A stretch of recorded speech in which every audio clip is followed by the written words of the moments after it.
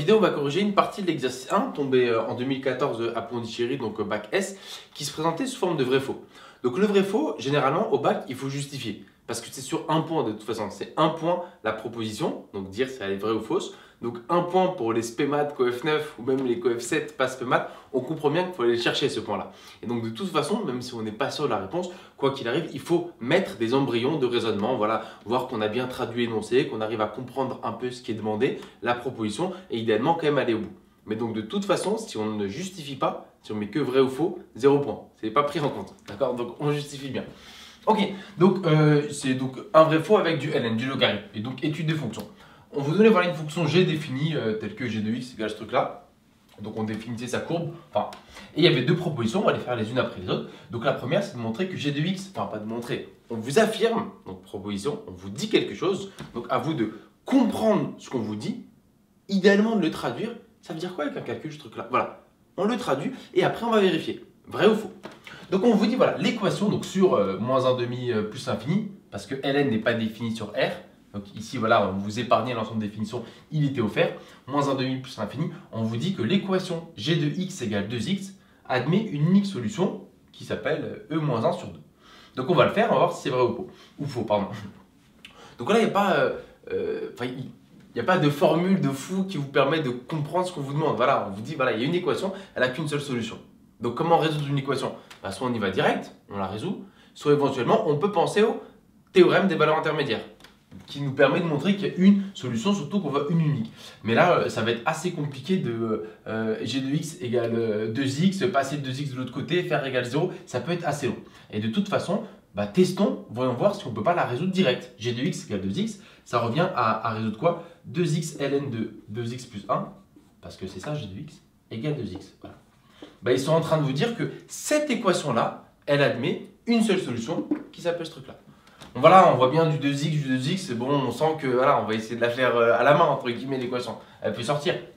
Donc depuis la troisième, qu'est-ce qu'on fait? Tout le monde d'un côté. Donc le 2x, on va l'amener à gauche. Donc ça fait 2x ln de 2x plus 1, donc moins 2x égale 0. Ok? Donc ça, c'est équivalent à ça.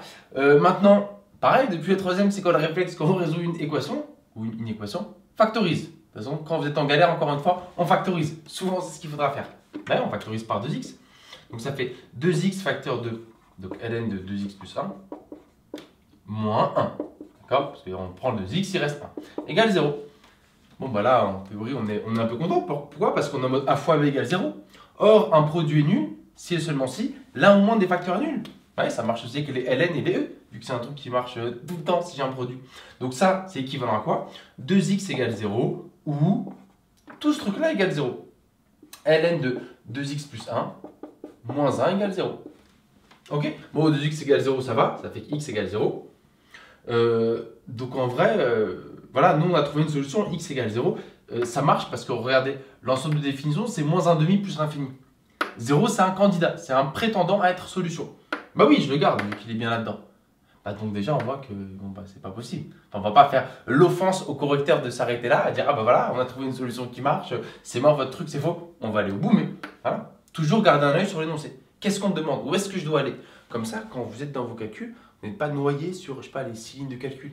Et vous savez exactement où vous devez aller. Toujours regarder l'énoncé. Bon, on va aller au bout parce que c'est ça qui est intéressant quand même, résoudre cette petite équation. Donc on a trouvé une solution, maintenant on fait ça. Là, le 1, on va le passer de l'autre côté, donc ça fait ln de 2x plus 1 égale 1. Et comment est-ce qu'on résout? Il y a plusieurs façons de le voir. On peut composer par eux, etc. Ou une des équations avec ln, c'est un seul ln à gauche, un seul ln à droite. Comme ça, ils partent. Donc ça, en fait, ça fait que ln de 2x plus 1 égale 1, c'est ln de quoi? Ln de e. Je répète, il y avait plusieurs façons de faire pour enlever les ln. Soit on compose par eux, soit on fait apparaître un seul ln à gauche, un seul ln à droite. Et donc ça, d'après le cours, ln de a égale ln de b, c'est équivalent à a égale b. Donc ça fait 2x plus 1 égale e. Voilà, maintenant c'est x que je veux. 1, il fait plus 1, il va aller faire moins 1. Donc ça va faire 2x égale e moins 1. Et moi, c'est pas 2x, c'est x. Donc on divise tout le monde par 2, e moins 1 sur 2. Donc on a trouvé en fait deux solutions. X égale 0 et e moins 1 sur 2. Qui, encore une fois, est bien dans l'ensemble de définition. Parce que e, c'est environ 2,7. 2,7 moins 1, on est positif, donc on est bien dedans. Donc au final, mon équation, elle admettait deux solutions. 0 et E-1 sur 2. Or, dans ceux qui ont fait l'énoncé, ils m'ont dit quoi? Qu'il n'y avait qu'une seule solution. Bah faux, j'en ai trouvé 2. Donc faux. Et donc encore une fois, on voit bien que pour aller chercher le point, c'est pas juste une petite lecture pour un vrai faux. On a déjà vu des propositions comme ça au bac qui tombaient, il y avait quasiment tout un recto à faire. C'était pas simple, encore qu'on aurait pu me rajouter une ou deux petites phrases de rédaction par-ci par-là. Donc ce qu'il faut retenir là-dedans, c'est que même quand on trouve la solution, assurez-vous qu'elle appartient bien à l'ensemble de définition. Sinon, bah, c'est une solution, c'est un candidat à être solution et il peut ne pas être retenu si elle n'avait pas été dans l'ensemble de définition. Alors, la proposition 2. La proposition 2, elle est plus intéressante de mon point de vue parce qu'elle va permettre de mettre en exergue en fait l'élément dont je vous parlais au début de la vidéo, à savoir traduire un énoncé.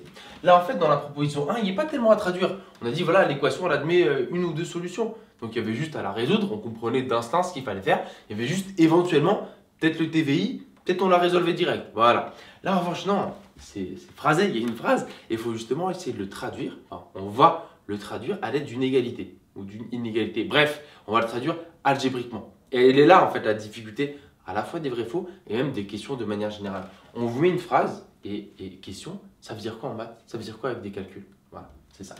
Donc ici, on vous dit quoi? Le coefficient directeur de la tangente ACG en 1,5 est 1 plus ln de 4. Donc il faut y aller étape par étape. Coefficient directeur de la tangente à la courbe en 1,5, c'est au point d'abscisse 1,5. Donc quand x vaut 1,5, on me dit que le coefficient directeur, il vaut ce truc-là. Et là, question. C'est quoi le coefficient directeur de la tangente en un point? Avec des calculs, c'est quoi? Bah, c'est ce que vaut la dérivée en fait. La phrase, c'est le coefficient directeur de la tangente en un point est égal au nombre dérivé de la fonction en ce point. Donc à ce que vaut la dérivée en ce point, au nombre dérivé. Donc coefficient directeur en 4, f' de 4. C'est ça en fait. Coefficient directeur en 0, f' de 0. Et ici, c'est coefficient directeur en 1,5. Donc c'est g' de 1,5. Et on me dit que c'est égal à quoi? 1 plus ln de 4. Donc en fait, je vais faire un truc, c'est juste vraiment pas sur une copie, mais juste pour comprendre. Traduction de l'énoncé entre ces deux flèches, comme ça, c'est en fil rouge. Ici, ils sont en train de me dire que le coefficient directeur de la tangente en 1,5, autrement dit, g' de 1,5, il est égal à 1 plus ln de 4. Voilà. Ça, c'est ni une justification ni rien du tout, c'est juste traduction de l'énoncé. On traduit, voilà. Bon, on ne voit pas très bien avec les flèches, donc 1 plus ln de 4, voilà. Traduction de l'énoncé. Eux, ils vous ont mis une phrase. Voilà ce que ça veut dire en termes de calcul, en termes algébriques. C'est ça. Et donc maintenant, on va vérifier g'. On va vérifier. On va calculer g' de 1,5. Si on trouve 1 plus ln de 4, on dit ok, c'est vrai. Si on ne trouve pas 1 plus ln de 4, on dira c'est faux. Donc maintenant, on sait où on doit aller. Donc comme tout à l'heure, toujours avoir en tête là où on doit aller. Parce que les calculs vont être un peu embêtants. Bon, g' de 1,5. Comment on va chercher g' de 1,5? Ben d'abord, on calcule g' de x. On va dériver ce truc-là, g' de x, et ensuite remplacer x par 1,5. Donc là, c'est pas très compliqué, c'est juste un peu long, fastidieux en termes de calcul. On dérive ça, c'est de quelle forme? Là, c'est la forme u fois v. C'est de la forme u fois v. Avec u qui vaut entre nous, u c'est 2x, d'accord? Et v c'est ln de 2x plus 1. Je vais mettre là, comme ça je pourrai aller plus vite quand je dériverai. Donc c'est quoi? Donc c'est une notation en théorie, c'est u de x égale. Si u c'est 2x, donc u' c'est 2. Et donc v', c'est quoi la dérivée de ln de u? Parce que c'est lui-même une forme. Quoi la dérivée de ln de u? C'est u' sur u. U' sur u. Donc déjà c'est sur 2x plus 1.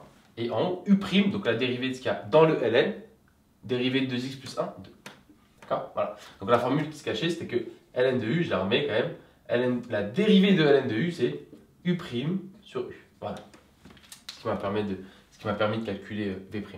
Bon, ok, donc on y va maintenant. Je vais calculer g' de x. Et ensuite, je remplacerai x par 1,5 et je verrai, je répète, si on trouve 1 plus ln de 4 ou pas. Donc u' fois v.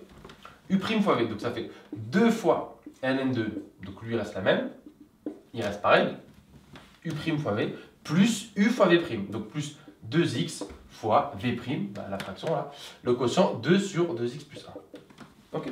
On va juste faire une petite étape pour voir un peu plus clair quand même. Donc ça fait que g' de x égale 2 ln de 2x plus 1 plus 4x sur 2x plus 1. Là, c'est du calcul, il n'y a rien de sorcier. Un nombre fois la fraction, voilà, il va au numérateur, 2x fois 2, 4x, et ça reste pareil. Ok, j'ai de x. Moi, on me le demande quoi? En 1,5. Bah, je vais calculer, je vais remplacer x par 1,5. Donc j'ai' de 1,5. Voilà. C'est là où les calculs sont un peu embêtants. Pas dur, mais embêtant. Donc ça fait 2 ln2. Bah, j'en place x par 1,5. Donc ça fait 2 fois, voilà, en le mettant comme ça on va bien, 2 fois 1 demi plus 1, plus, en haut, pareil, x il est remplacé par 1 demi, donc ça fait 4 fois 1 demi sur 2 fois 1 demi plus 1. Okay. Bon, on continue. Donc j'ai prime de 1 demi. Donc 2 fois 1 demi, on va aller plus vite comme j'ai mis en rouge pour pouvoir zapper une étape, celle qui arrive. 2 fois 1 demi, ça fait 1. 1 plus 1, ça fait 2. Donc ici, il me reste 2 ln de 2. 1 plus 1. Plus 4 fois 1 demi, ça fait 2 sur, bah là, ça c'est exactement le même calcul qu'ici, sur 2. Okay. Et là maintenant, 2 ln de 2. Donc nous on a ça. Bon, 2 sur 2, ça fait 1, donc on le sort déjà, on a le 1, cool. Enfin, même si on ne l'est pas, c'est pas grave, on aurait mis faux. 2 ln de 2, en revanche, on peut faire quelque chose. Il y a une propriété qui se cache derrière. C'est celle-là. N ln de A, ça fait ln de A puissance n. Quand il y a un nombre qui multiplie devant le ln, il va à l'exposant. Donc en fait, ça, c'est exactement ln de 2 au carré. Et 2 au carré, ça fait 4. Donc ça, c'est ln de 4 plus 1. On a bien trouvé que g' de 1 demi, c'était ln de 4 plus 1. Donc leur truc est vrai.